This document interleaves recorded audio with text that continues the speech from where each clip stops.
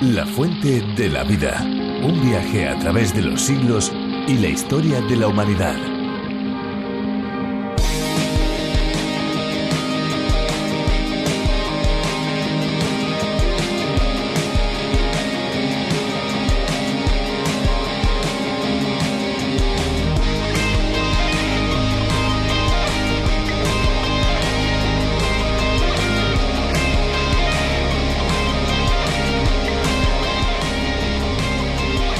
Los incendios forestales son muy dañinos. En todo el mundo ocurren miles al año y afectan no solamente a los vegetales, sino también a la fauna, que se ve perjudicada por la destrucción de su hábitat y fuente de alimentos. Estamos acostumbrados a ver en la televisión helicópteros y aviones que tiran miles de litros de agua para apagar las llamas. En los embalses es donde suelen abastecerse. No lo olvidemos, el agua salva vidas.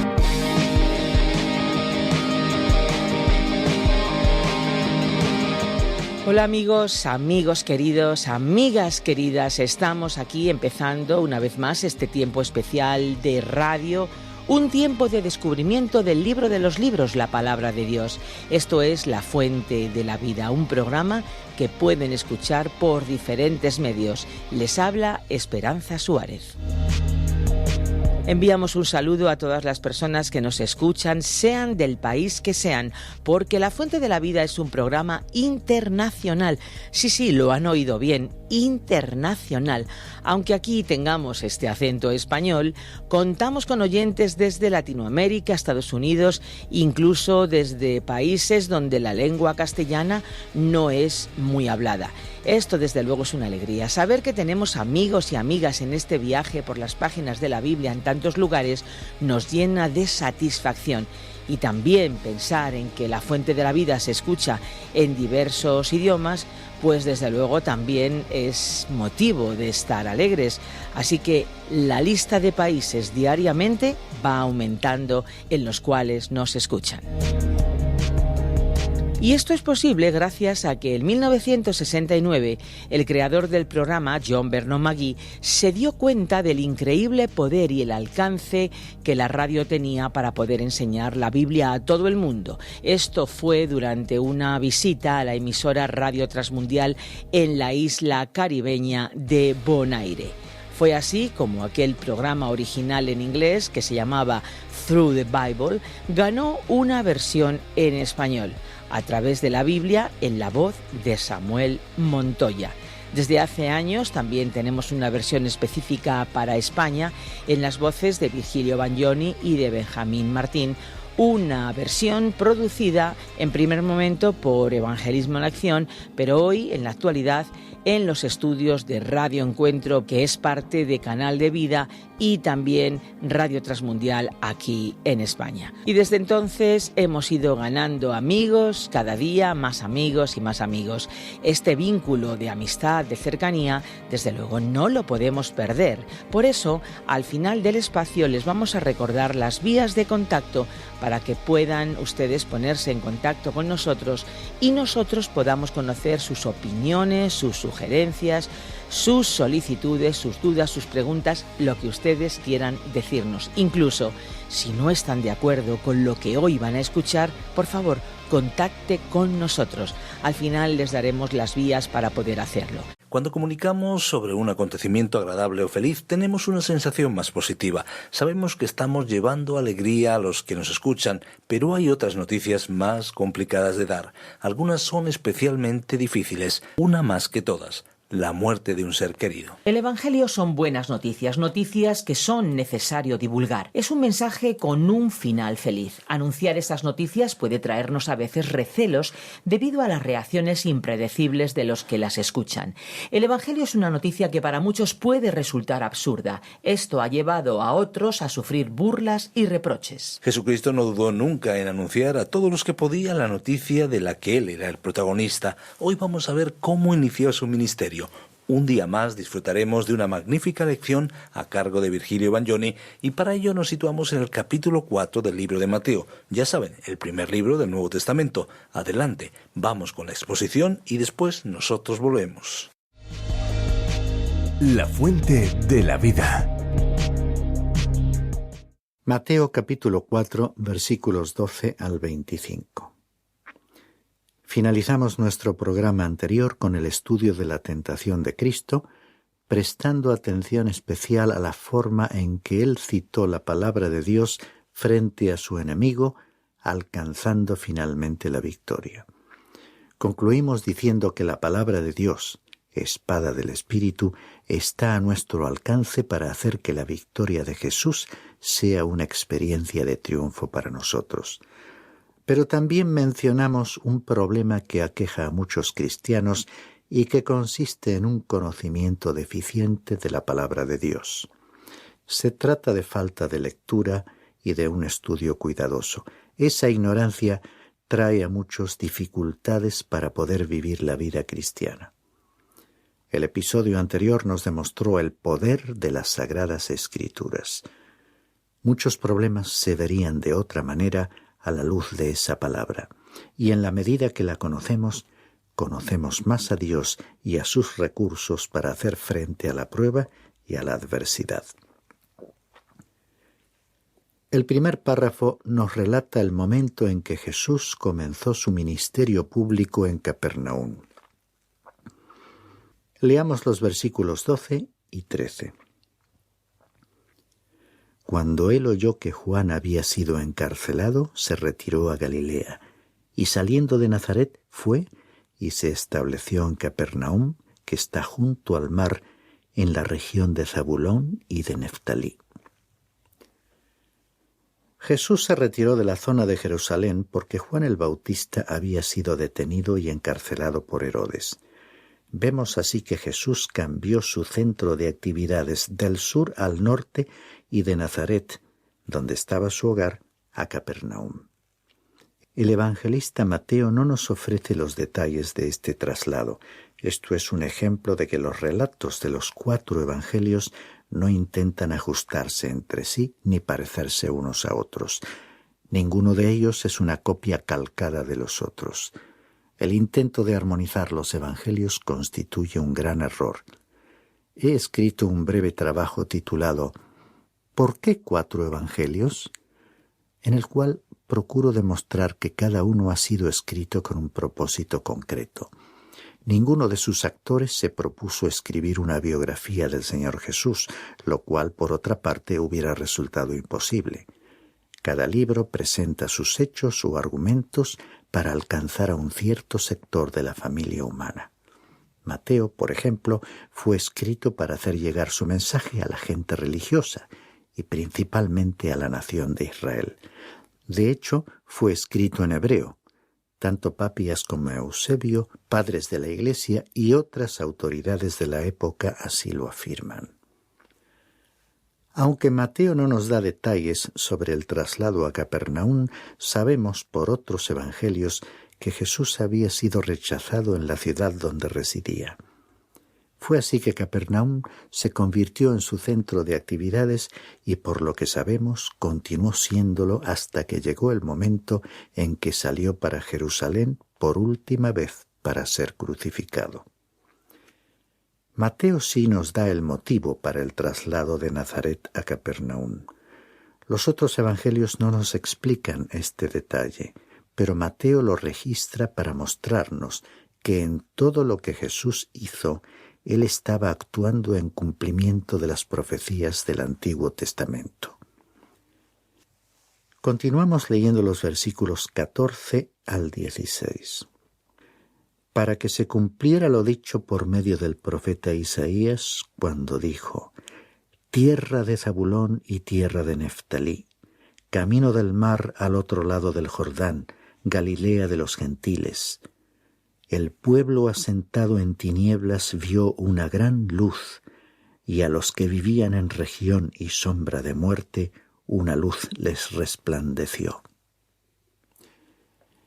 Encontramos esta profecía en el libro del profeta Isaías, capítulo 9, versículos 1 y 2, y también en su capítulo 42, versículos 6 y 7. No ocuparemos tiempo considerando el trasfondo de esta zona llamada Galilea de los Gentiles, pero si deseas hacer un estudio más detallado, te resultará provechoso conocer las condiciones de la región en el período en que Jesús estuvo allí. Recordemos que él también había pasado su niñez en esta zona, que fue llamada el país de los gentiles, porque había recibido inmigrantes de otras provincias del Imperio Romano. Había áreas muy atractivas alrededor del mar de Galilea, donde imperaba la frivolidad y de bajo nivel moral. Los habitantes de esa zona, aunque cerca de Jerusalén, estaban evidentemente lejos de tener una relación con Dios. Pero la luz que emanaba del Señor Jesús brilló sobre ellos, y su misma presencia les creó una responsabilidad. Fueron testigos de muchos de sus milagros que sólo causaron una respuesta limitada. Más adelante, en Mateo capítulo 11, versículos 20 al 24, él declararía un juicio sobre ellos cuando dijo: «¡Ay de ti, Corazín!». En Capernaum, Jesús reanudó su mensaje justamente donde Juan el Bautista lo había dejado. Leamos el versículo 17. Desde entonces Jesús comenzó a predicar y a decir: «Arrepentíos, porque el reino de los cielos se ha acercado». El mensaje de Jesús era: «Arrepentíos, dad la vuelta, venid a mí, el reino de los cielos se ha acercado». Estaba cerca en la persona del rey, por supuesto. Ellos no podrían haber tenido el reino de los cielos sin él.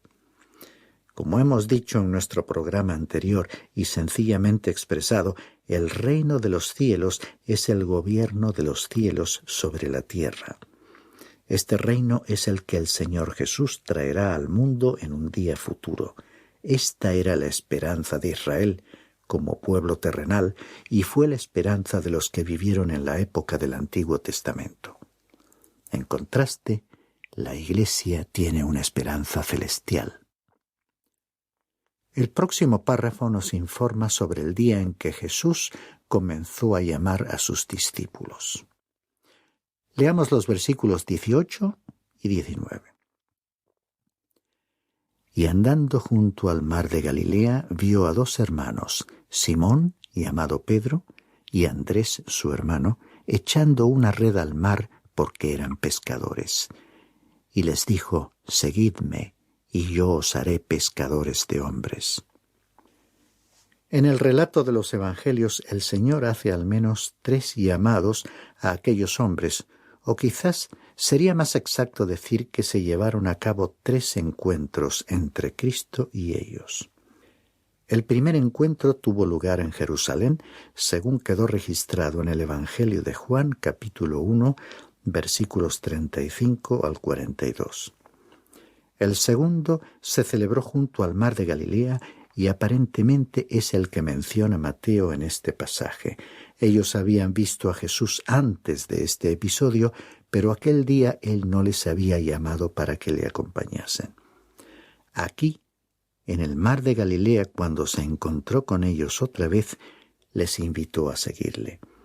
Pero después veremos que volvieron a pescar. Los evangelistas Marcos y Lucas nos lo cuentan detalladamente.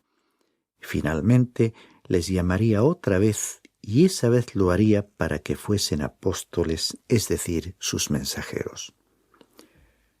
Lo sorprendente fue que Jesús invitase a hombres como aquellos. Siempre he creído que, puesto que Él llamó a seres humanos imperfectos como aquellos discípulos, Él puede utilizarte a ti y a mí. Resulta alentador saber que no tenemos que ser santos, superdotados, para que Él pueda usarnos. Cualquiera que sea tu ocupación profesional, Él puede utilizarte.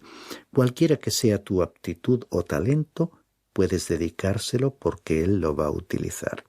Lo importante es que nos entreguemos, nos consagremos a Él. Bajo su dirección no nos ocupará a todos para hacer las mismas tareas, porque Él nos concede dones o capacidades diferentes. La Iglesia, también llamada el cuerpo de Cristo, tiene muchos miembros y todos tienen distintas funciones que cumplir. Leamos los versículos 20 al 22. Entonces ellos, dejando al instante las redes, le siguieron. Y pasando de allí vio a otros 2 hermanos, Jacobo, hijo de Zebedeo, y Juan, su hermano, en la barca con su padre Zebedeo, remendando sus redes. Y los llamó.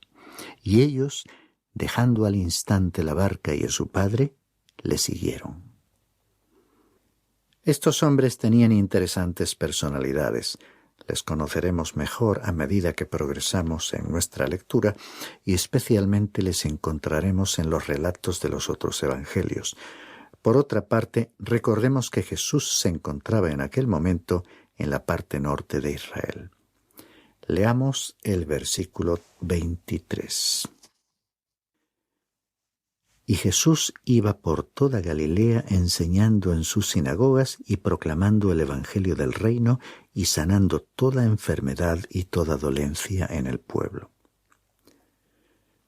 Observa que Jesús estaba enseñando a los judíos en sus sinagogas, que eran centros de estudio y enseñanza de la ley, y además estaba predicando el evangelio del reino.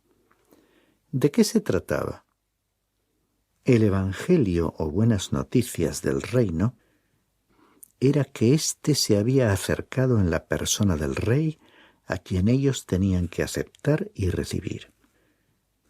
Además, él estaba sanando sus enfermedades físicas.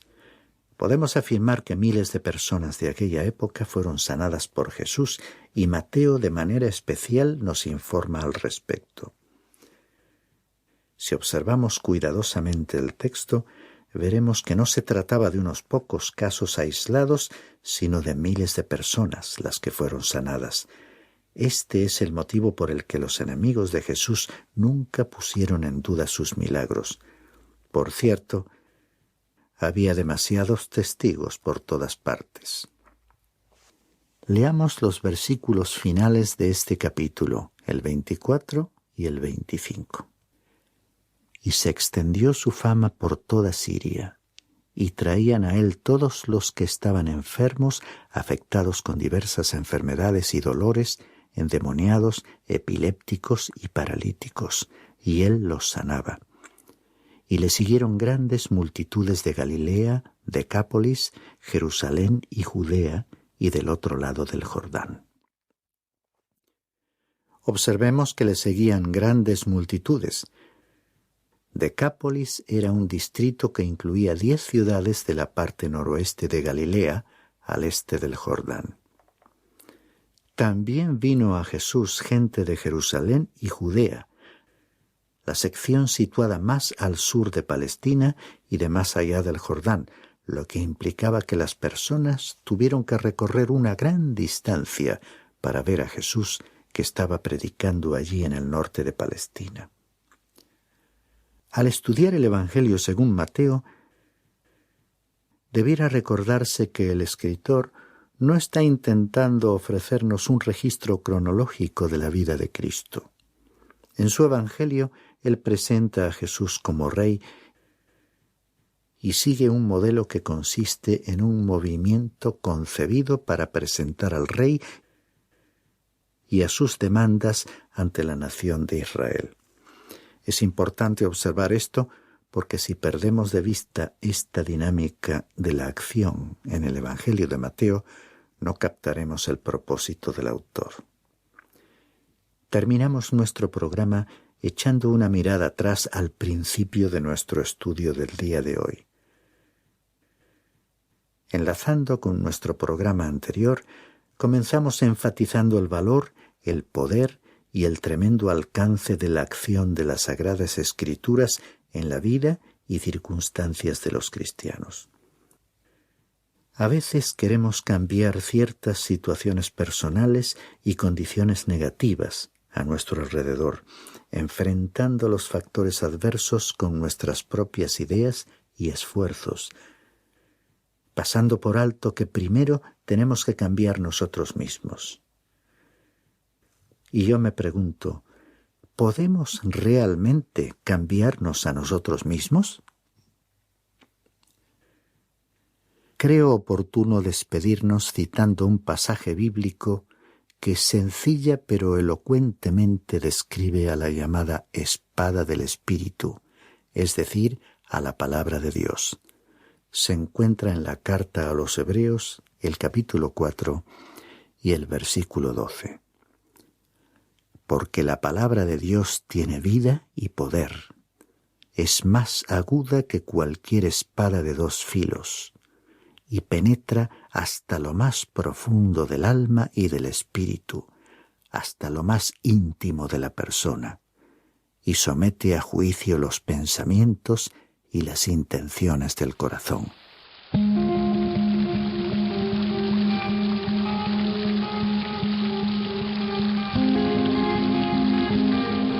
Qué sencillo, pero qué profundo ha resultado el espacio de hoy. Estamos seguros que el tiempo que hemos pasado escuchándolo no ha sido un tiempo perdido, sino muy bien invertido. Un tiempo que agradecemos lo hayan pasado junto a nosotros. Si alguno de ustedes quisiera volver a escuchar este espacio o tal vez alguno de los anteriores, existe la posibilidad. Lo pueden volver a escuchar en nuestra web lafuentedelavida.com o bien en la aplicación de La Fuente de la Vida, que también se puede encontrar con el nombre de A Través de la Biblia. Les recordamos nuestros teléfonos, tomen nota, 91 422 05 24 y 601 20 32 65. Recuerden que si llaman desde fuera de España, deben pulsar el prefijo más 34, 91 422 05 24 y 601 20 32 65. ¿Lo anotaron? Bueno, pues anoten también nuestra dirección electrónica info@radioencuentro.net. Escríbanos. Si les ha gustado, si les ha interesado el espacio de hoy, estamos seguros que volverán en el próximo. Pero si por casualidad no les hubiera gustado nuestra sugerencia, es que vuelvan en el próximo. En cualquier momento vamos a sorprenderles. Y si tal vez es usted un oyente asiduo de La Fuente de la Vida, escríbanos como lo ha hecho Jorge desde Costa Rica. Les leo textualmente su mensaje. Dice así: quiero saludarles y agradecerles todo su esfuerzo. Llevo algún tiempo escuchando su programa y leyendo los estudios bíblicos que transmiten y he de decirles que está siendo de gran bendición para mi vida cada uno de estos espacios. Pues ya ven, bueno, mejor dicho, ya lo oyen. Este es uno de los muchos testimonios que recibimos a diario. Muchísimas gracias a Jorge y a tantos como él que nos envían sus comentarios. Es evidente la tremenda oportunidad que La Fuente de la Vida proporciona, así que por favor aprovéchenla, porque este es un medio para crecer personalmente, pero ¿por qué no? También para poder llegar a sus amigos y familiares con el mensaje de la Biblia. De verdad, aproveche esta herramienta y compártala en sus redes sociales. Ahora ya tenemos que marcharnos, tenemos que despedirnos y lo hacemos con la frase que caracteriza La Fuente de la Vida, que es mucho más que una frase bonita, es una verdadera promesa que siempre se cumple. Hay una fuente de agua viva que nunca se agota, beba de ella. Espero que te haya gustado este episodio de La Fuente de la Vida. Por favor, no te olvides de suscribirte al canal. Hasta la próxima. Este ha sido un programa de Radio Transmundial producido por Radio Encuentro, Radio Cadena de Vida.